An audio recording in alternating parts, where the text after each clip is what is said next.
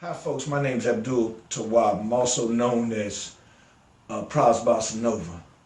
This is a video discussion I've been trying to put together for years. I call it Birds of a Feather.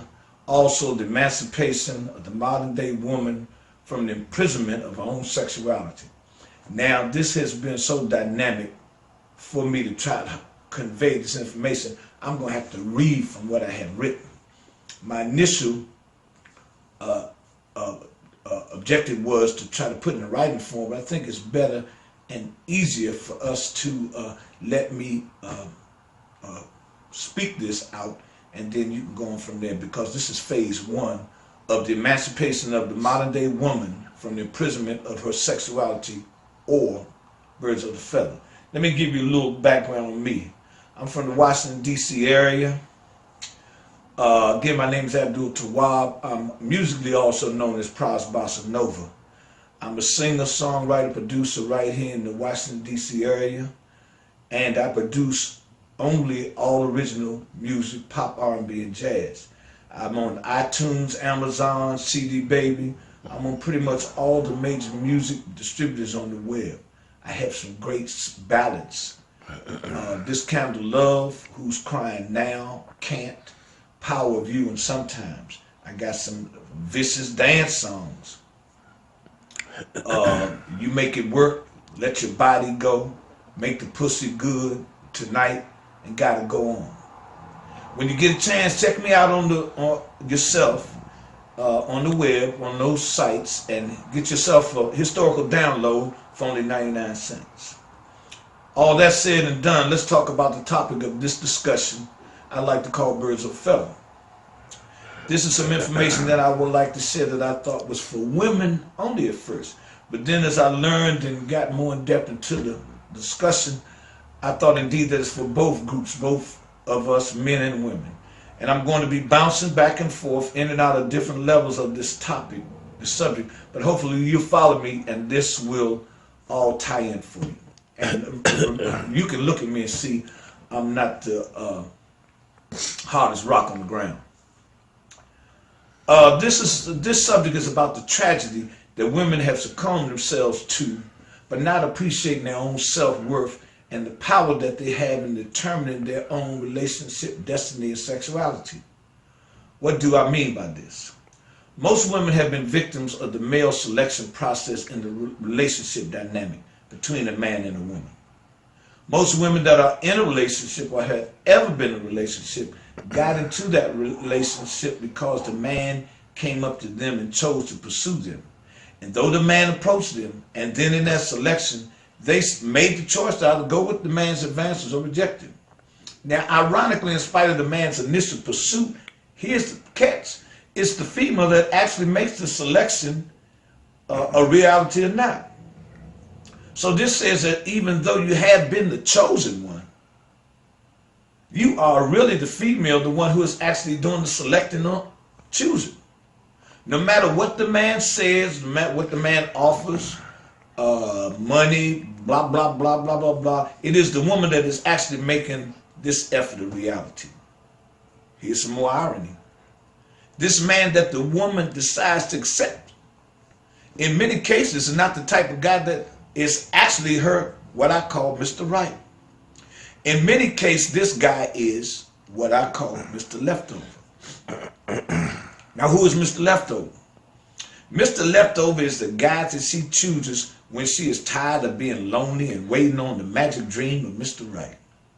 Mr. Leftover is the yes man, ass kiss and do everything she wants. When she pouts and stomps and do all kinds of wrong to him, he'll turn around and say he's sorry for her doing him wrong.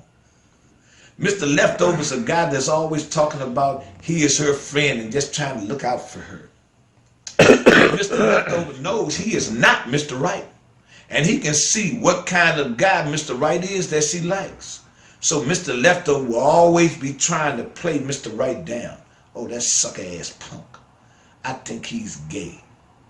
And goes and tells the woman, baby girl, I call you baby girl, Mrs. Right, every little thing that Mr. Right does to try and break up the notion of her realizing Mr. Right is the guy for her. Mr. Leftover would tell Mr. Right that he and baby girl got a thing going on and that she likes him. And then come back and tell baby girl that he told Mr. Right about her, but he don't seem to be interested. This is a straight fake ass, fake friend, fake snake, bitch sucker, and all the rest of the words. Now who's Mr. Right? Well, Mr. Right is the type of man that she actually likes. He is tall or short, fat or skinny, white or black. He is the type of guy that she actually likes. He is the guy that she has a natural connection with from day one.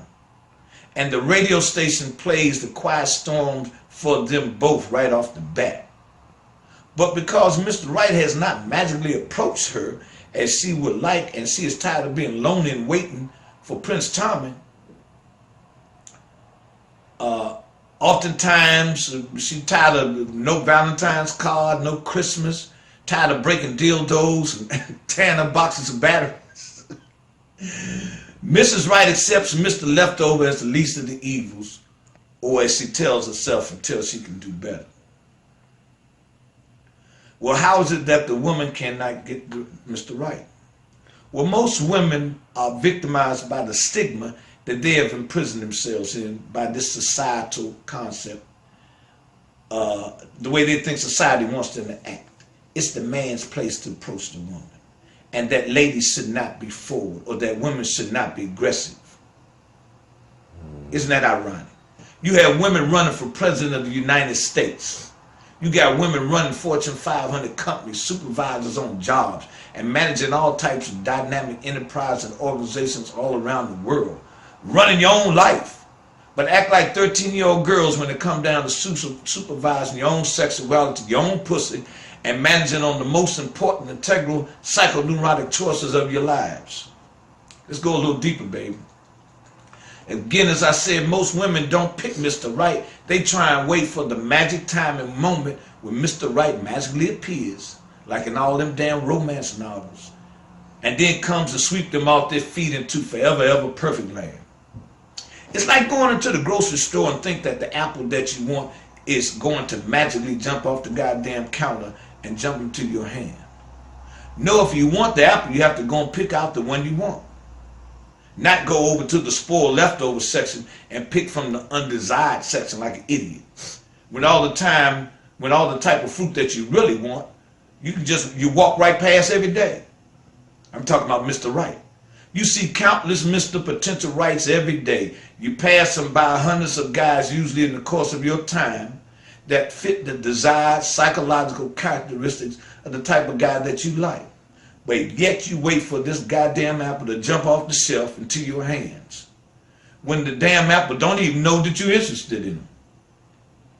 So just like you see a guy on the internet and he looks like the type of guy you would be interested in based on his profile, well, you right here in your own neighborhood with the guy, with this guy right in front of you and readily available for you, and all you have to do is just walk up to him and introduce yourself. Now that's the subject we're going to talk about in part 2, how to grow up. And let me interject here. Now, just like fruit in the store, just because the apple looks good on the outside don't mean that it's good on the inside. You can be fooled by the cover, the car, the looks, the job, the gestures of personality to win you over, and to come and find out there's some junk. But that does not mean that you picked, because you had one experience with one bad apple, that all of them ain't no good. 2, let me interject. Here's where the notion of all men ain't SH and you know what else. And I can guess your perception of men would be distorted when you have never really had a man. You've always pretty much been dealing with Mr. Leftover, Mr. Unfulfilling, Mr. Good Hair, Mr. Good Teeth, Mr. Good Job. He comes from a good family, blah, blah, blah, Mr. Leftover. But he doesn't stimulate you and give you the needed and desired dynamic that you really need. No, you have been accepting this watered down version of your needs. and have succumbed to accepting that this is all that is offered to you when you have never had Mr. Right or never given yourself a chance to even get Mr. Right. So I guess sex ain't nothing.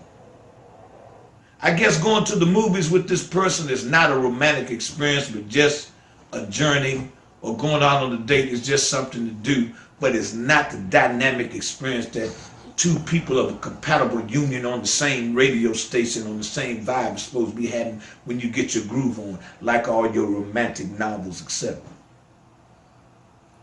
Now you're doing, and so you're doing this guy a favor by going out with him to the movies, etc., blah, blah, blah, because he helps you with the kids, because he got your nails, he paid your car note, the rent, etc. And I guess life with your concept of sex can be pretty miserable. If the person that you've always had sex with was not the desired person that you wanted. Wow, let me say that again. I guess life would be pretty GD miserable if for the most part all the time the person that you had sex with was Mr. Leftover and not the person that you really desired. You've always had this leftover sexual experience when you were into it with the guy doing him a favor. And here's the calamity. Now you've been having sex with someone that you really does not hype you, that really does not light your fire. But because you're in this moral situation, you're now obligated with the morality of religiosity. And I'm talking to women all over the world. I'm talking to you Muslims, I'm talking to you Christians, you Buddhists, you whatever. I'm talking to you whites, you Spanish, you Catholics. I'm talking to you Africans. I'm talking to the modern day woman living in the world today. Because you've all been imprisoned by the religiosity, and I'm going to talk a little more later, that has effed up your minds to make yourself in your subliminal conscious that you are responsible for the evils of the world. Oh, it's a diabolical evil plan by these suckers with their inferiority complexes. And so now you've been having sex with someone that really does not hype you, that really does not light your fire, but because you are in this moral situation now, you feel obligated to try to make this work for the sake of Islam or Christianity or Catholicism or Buddhism or blah, blah, blah. And believe me, I'm not leaving out any of the other religions, but you know it's a zillion of them. So now all of this could have been avoided from a jump street if you just picked out Mr. Right. Again, we're going to talk about that later. So here you are now, one of the worst situations that you can sexually, psychologically be in. Having sex with somebody, good God Almighty, day after day, year after year, with somebody that you really don't do nothing for you. You're really having sex, and believe me, as a man, I know, by having sex with somebody, you really having sex with somebody else in your psychology. You dreaming of having sex with somebody down the street or around the corner. So you really having sex, not with me, but Mr. Tall or Mr. Short or Mr. White or Mr. Black, who is really Mr. Right. So your concept now of sex is really an obligational event, not a fantastic, sane, nasty freak throwdown, but a contractual obligation. So I guess it would hold true that traditional sex has no meaning for you. Sex has no erotic communion, but because you never really had sex with the real person that you desire. You've been giving Mr. Leftover pussy all your GD life. And now you are numb to the credence that a real sexual communion of two compatible people even exists. Because your sexual experiences has not been psychological, but been, if you look at the whole twist, material. Here's another weed in this dilemma. Many times women, they become so tired of being alone and waiting on Mr. Right, and finally they go out with Mr. Leftover. And when you do this, now you tired of breaking them dildos and can't get no more batteries from the run out of batteries 2 o'clock in the morning for the dildo. That now you got to give somebody some pee. So finally you break down and give Mr. Leftover some pee. Now, because of your religiosity complexes, now you're obligated to make something out of this.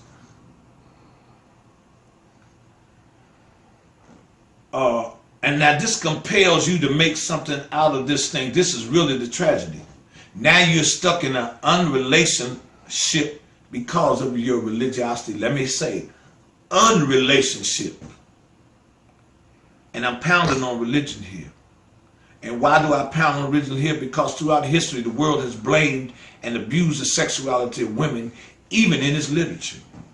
I cannot only imagine that this diabolical burden that women have carried of all types of insecurities, from the Garden of Evil to hiding behind the Islamic veil, forced to walk behind the man, and many other diabolical atrocities from these weak individuals and the diabolical cunning of those who cannot deal with the freedom of a woman's sexuality.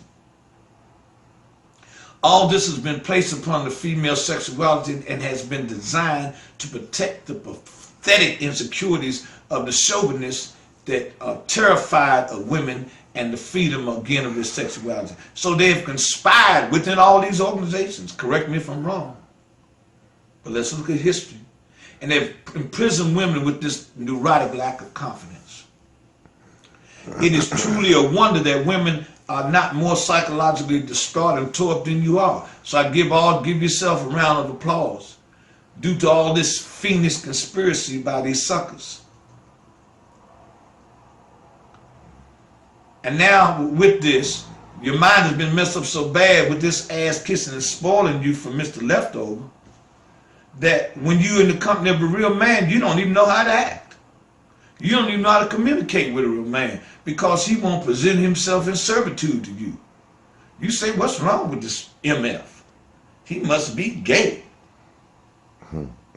I had women tell me I must not want no pussy because when we might be talking about a subject, something, and I refuse to agree with every word they say, they said, you tripping. We're going to talk about that later. But this is what goes on. Wake up time. So in fact it is the female, back to the selection.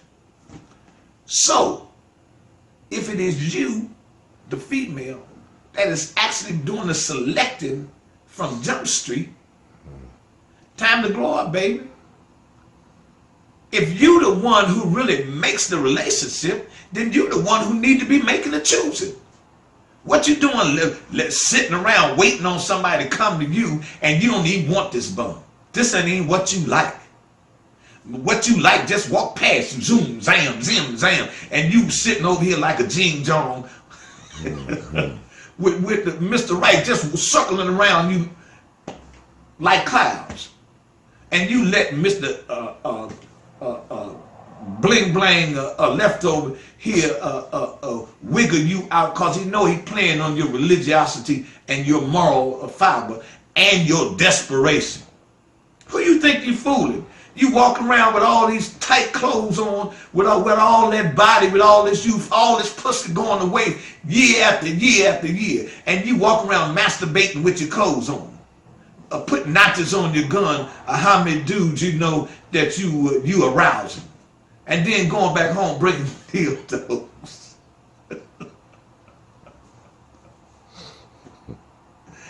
Wake up time.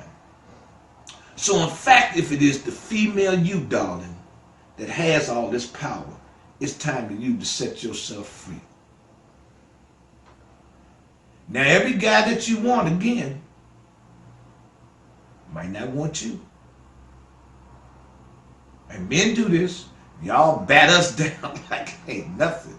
You bat us down in a minute. If I say hi to you, just step out, bust a dude's a little hard in his hopes in a minute. And this might happen to you. But the thing that you have over men, even the so-called ugliest woman, she got 10 dudes that are cutting my throat to get to you for that pee. So y'all got the world in your hands, ball in your hands. So you can just, all you got to do is play the odds. You got the your odds is 1 out of 10. I mean, your lottery number is you got the best lottery number deal in the world. You can just go pick, well, and then you got to be realistic. Just like you do, and I know y'all cheating and lying to me on Facebook. Telling me, yeah, I like you, Pros, and you the only one, and got about 30 dudes on Facebook, and Black Planet, and White Planet, and Chinese Planet, and Indian, and all the rest of them, the World Planet. But again, I ain't left the point. So if you don't get Mr. Right the first time, shit. I mean, let's deal with this true romance business. I mean, here's another part of this diabolical evil.